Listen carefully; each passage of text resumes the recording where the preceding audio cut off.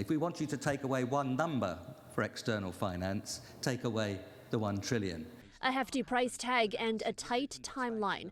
Negotiators at COP29 in Azerbaijan on Thursday warned by economists that if developing countries are to cope with climate change, they will need at least $1 trillion US per year by the end of the decade.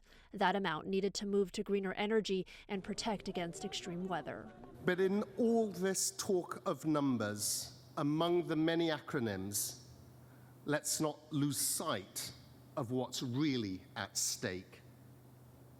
Cleaner air across the world's megacities. Households who can sleep soundly, knowing a flood or storm will not wash away everything they hold dear. Money is the main focus of the climate talks. A report from an expert group stating that the annual figure would need to rise to $1.3 trillion a year by 2035 and potentially more if countries stall now. Meanwhile, activists at Baku Stadium making their position clear. The words "pay up" displayed in giant letters on the risers.